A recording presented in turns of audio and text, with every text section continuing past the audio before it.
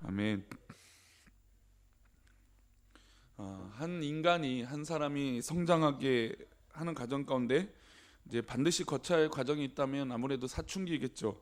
뭐 갱년기도 있고 뭐 여러 가지 뭐 어릴 때부터 노년에 이르기까지 모든 심리적 변화가 있을 것입니다. 근데 그런 심리적 변화에 있었을 때 가장 뭐 두드러지게 우리가 얘기하는 건 사춘기이겠죠. 사춘기는 육체적으로도 큰 변화가 일어나고 또 정신적으로 여러 가지 이 모습이 이 사춘기를 통해서 변화되는 것을 볼 수 있습니다. 근데 신앙 안에서도 이런 믿음의 사춘기가 있다라는 것이죠. 믿음 생활 잘 하다가 갑자기 하나님의 존재에 대해서 의심이 들기도 하고 또 하나님 살아계심을 믿어지지 않을 때가 있다라는 것입니다. 모든 것이 귀찮아지고 허무해질 때가 바로 영적인 사춘기라고도 할 수 있겠죠. 그때 이 주변의 사람들의 태도가 참 중요한 것 같아요. 여럿이 함께 그 문제를 극복해 갈 수 있도록 격려해주고 위로해주고 때로는 모른 척 해주기도 할 때가 필요한 것이 바로 이때인 것 같습니다. 영적인 사춘기를 신앙적 억압 가운데 보내거나 아니면 방임 가운데 보내면 돌이킬 수 없는 어떤 그런 모습을 가져올 수도 있다는 것을 우리 기억해야 됩니다. 그래서 우리 중고등학생 아니 초등학교 때 신앙생활을 참 예쁘게 잘하는데 중고등학교 때 올라가서 사춘기 지나면서 신앙생활을 안 하는 학생들, 그 어린 친구들을 뭐 종종 아주 자주 보게 되죠. 분명히 어렸을 때는 교회가 좋아라고 하는데 이제 생각이 크고 뭔가 잘하다 보니까 다른 것도 좋고 다른 것에 의미가 있고 그래 하나님이 계셔 뭐 이런 의심도 들고 뭐 영적이든 뭐 육체적이든 사춘기든 그런 이 변화로 인해서 자기의 선택을 다른 곳에 돌려둘 때가 있다라는 것이죠. 그래서 이 영적인 사춘기를 보내거나 아니면 실제적으로 이 삶의 변화들을 이끌어 나가는 사람들을 볼 때 어떻게 이들을 격려하고 이끌어 나가야 될까라고 하는 이 교회적 이 제도와 교회적 훈련의 방법이나 또 교회가 갖고 있는 어떤 그런 영적인 흐름이 참 중요한 것인 줄 믿습니다. 그래서 실제로 이 영적인 사춘기, 때로는 이제 실제적인 사춘기가 그렇죠.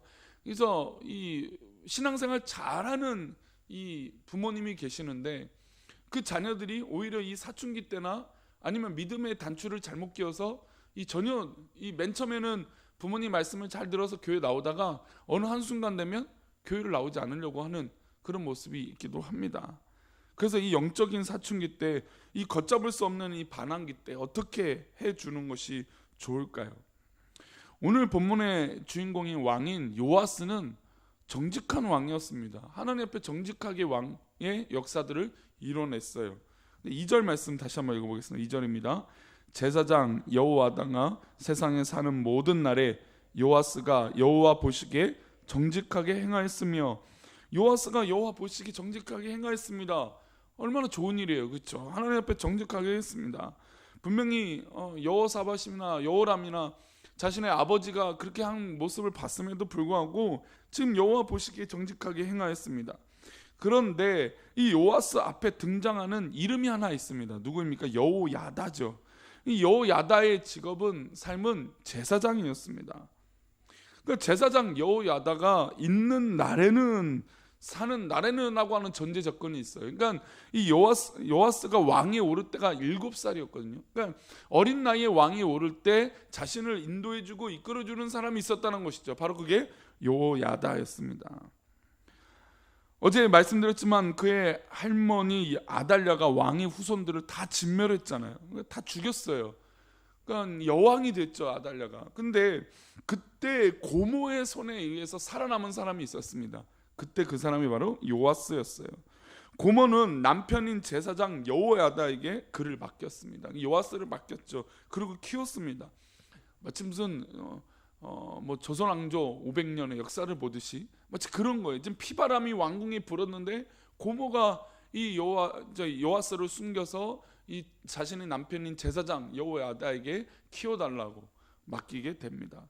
아무래도 제사장에게 맡겼다 보니까 성전과 사람들의 눈에 보이지 않는 곳에서 키울 수도 있었겠죠. 제사장 여호야다는 이 아이를 받아서 6년 동안이나 성전에서 기르게 됩니다.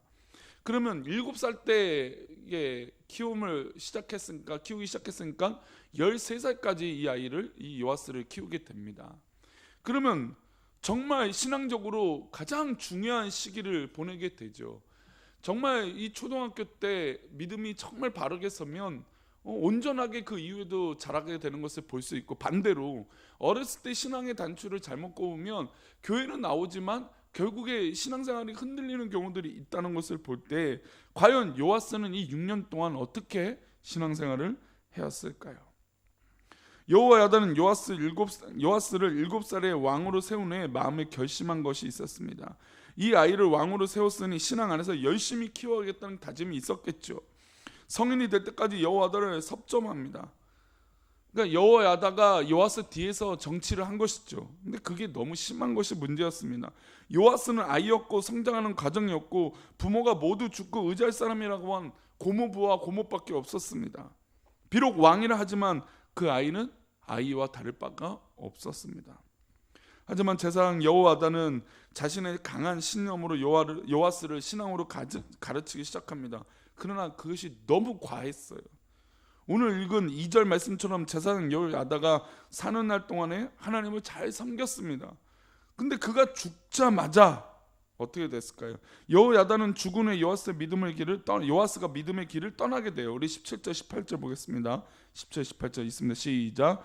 여호야다가 죽은 후에 유다 백성들이 와서 왕에게 절하매 왕이 그들의 말을 듣고 그의 조상들의 하나님 여호와의 전을 버리고 아세라 목상과 우상을 섬겼으므로 그 죄로 말미암아 진노가 유다와 예루살렘에 임하니라. 지금 백성들이 와서 엎드려 절하고 이야기하는 것이 하나님의 전을 버리고 아세라 목상과 우상을 섬기는 일을 하겠다는 것이죠. 근데 그 일을 하나님 당연히 좋아하지 않았을 것이고 자기를 길러줬던 여호야다가 좋아하지 않았을 것입니다. 제사장이 여호야다가 죽은 후에 백성들이 와서 왕을 깨니까, 왕을 유혹하니까 그 말에 홀라당 넘어가 버렸어요. 그리고 우상을 섬기는 이 죄악의 길을, 그리고 하나님 앞에 정직하게 행했던 그 신실함을 저버리고 하나님 앞에 범죄하기 시작했습니다. 그럼 하나님께서 정직하게 행했던 이 요아스를 가만두셨을까요? 선지자를 보내죠. 선지자를 보내서 그를 책망합니다. 선지자는 제사장 여호야다의 아들 스가랴였습니다. 그러니까 어떻게 보면 뭐 이복 형제라고는 볼 수는 없지만 한 가정에서 자란 거죠. 왕위를 이어받을 요아스, 그 다음에 제사장의 아들 스가랴가 와갖고 아들이 와서 같이 자랐던 형제와 같은 이 요아스에게 하나님의 말씀을 이야기합니다. 스가랴가 왕에게 책망을 하죠. 그의 책망에 대해서 왕의 자세가 어떻게 할까요? 20절과 21절. 그러니까 스가랴가 막 와서 책망하니까 왕의 태도가 이렇게 돼요. 20절 21절입니다. 읽어봅니다. 시작. 이에 하나님의 영이 제사장 여호야다의 아들 스가랴를 감동시키매 그가 백성 앞에 높이 서서 그들에게 이르되 하나님이 이같이 말씀하시기를 너희가 어찌하여 여호와의 명령을 거역하여 스스로 형통하지 못하게 하느냐 하셨나니 너희가 여호와를 버렸으므로 여호와께서도 너희를 버리셨느냐 하나. 지금 하나님의 영광 은혜를 입었습니다. 성령의 임재를 받고 감동이 되었어요. 그래서 하나님의 말씀을 막 전합니다. 여호와의 명령을 거역해서 너희들이 이렇게 됐다. 하나님께서 너희를 버리시겠다. 이런 말씀을, 이 경고의 메시지를 요아스와 모든 이스라엘 백성들에게 합니다. 그런데 그 이후에 어떤 일이 벌어집니까? 21절입니다. 있습니다. 무리가 함께 깨어하고 왕의 명령을 따라 그를 여호와의 전뜰 안에서 돌로 쳐 죽였더라. 무리가 함께 깨었습니다. 그 깨한 것에 왕이 넘어가 버렸어요. 그리고 왕이 명령합니다. 고종 사촌이에요.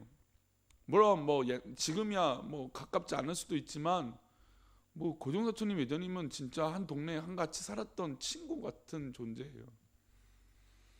그런 존재인데, 물론 뭐 우리 한국처럼 이렇게 시족에 가까운 의미라고 뭐 이스라엘 백성들이, 근데 그래도 이스라엘 민족들도 뭐 이런 고종 사촌이 뭐 이런 개념이 아니더라도 가까운 이 동네 사람들 아니었고, 게다가 어렸을 때 그 집안에서 자랐던 사람 아닙니까?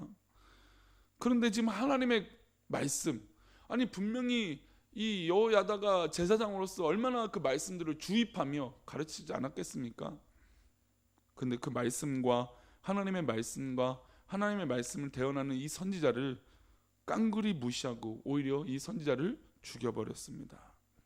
심각한 죄가 벌어졌죠. 어떻게 이렇게 요아스가 돌변했을까요?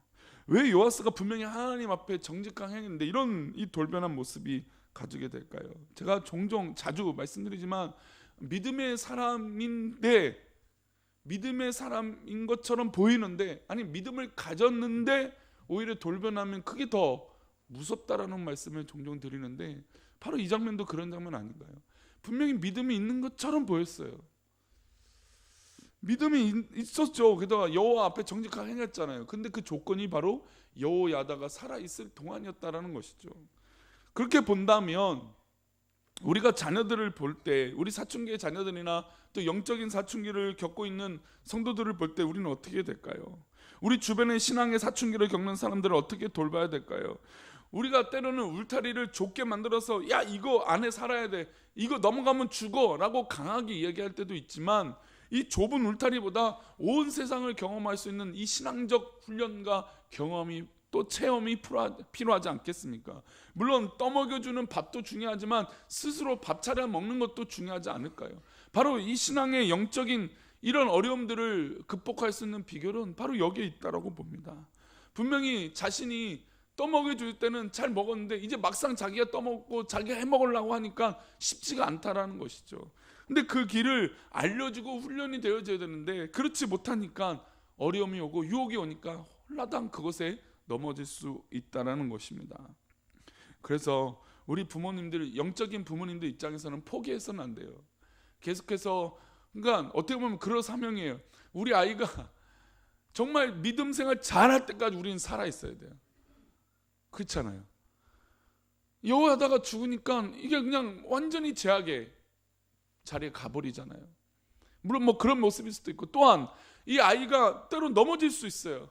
근데 우리 부모 역할은 어떻습니까? 다시 그 아이가 회복될 수 있도록 기도하고 가슴을 치고 하나님 앞에 기도하고 또 그 아이를 계속해서 포기하지 말고 또 응원해주고 격려해줘야 돼요. 물론 어렸을 때 방법이 지금 안 통할 수도 있어요. 그렇죠. 어렸을 때는 막 매를 들거나 뭐 화를 내거나 이러면 말을 듣는 것처럼 행동하다가도 또 크면은 그렇지 못할 수도 있잖아요. 그런 면에 볼 때 강한 질책도 필요하지만 모른 척할 때도 필요하고 기도해주고 믿어주고 신뢰하고 응원해줄 때도 필요하다는 것이죠. 더불어 영적인 훈련이 필요한 것입니다. 그것이 뭐 부모님도 그런 역할도 하겠지만 교회도 그런 역할을 해야 돼요.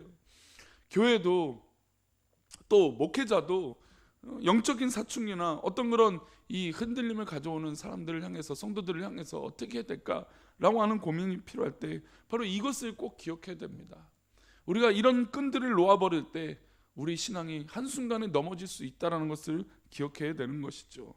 즉 신앙에 안심은 없는 것 같습니다. 우리가 계속해서 도전하고 계속해서 기도하고 계속해서 응원해주고 계속해서 품어줄 때, 그렇잖아요. 우리가 계속 품어주다 보면 아유 내가 언제까지 이렇게 해야 돼?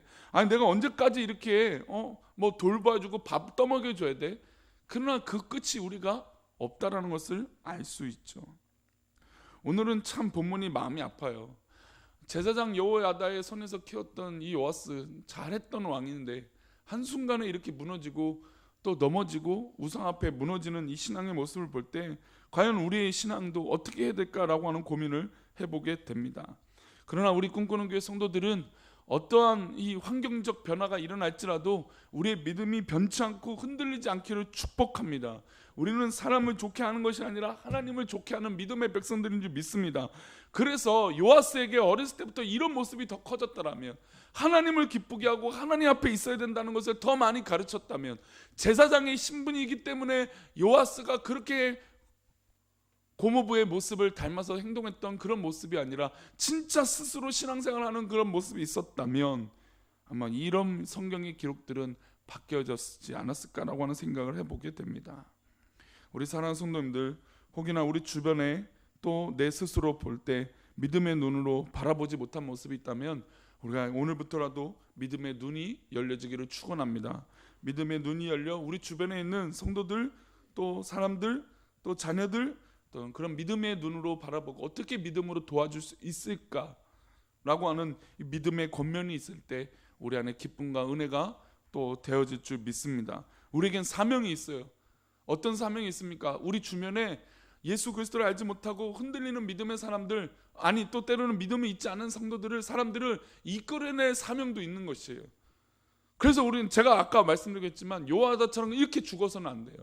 우리는 끝까지 우리 자녀들이, 또 우리 주변의 환경들이, 또 우리가 기도하고 있는 기도 대상자들이 예수 그리스도를 믿도록 우리는 끝까지 믿음 안에서 나아가야 될 줄 믿습니다. 오늘 맥체인 성경 읽기 우리 요한계시록 11장의 말씀입니다.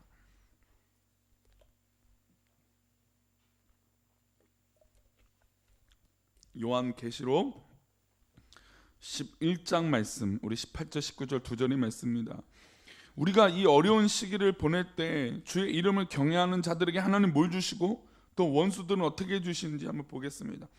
요한계시록 11장 18절부터 19절입니다. 우리 두 절 말씀 있습니다. 시작. 이방인들이 분노하며 주의 진노가 내려 죽은 자를 심판하시며 종 선지자들과 성도들과 또 작은 자든지 큰 자든지 주의 이름을 경외하는 자들에게 상 주시며 또 땅을 망하게 하는 자들을 멸망시킬 때소로이다 하더라. 이에 하늘에 있는 하나님의 성전이 열리니 성전 안에 하나님의 언약궤가 보이며 또 번개와 우레와 지진과 큰 우박이 있더라.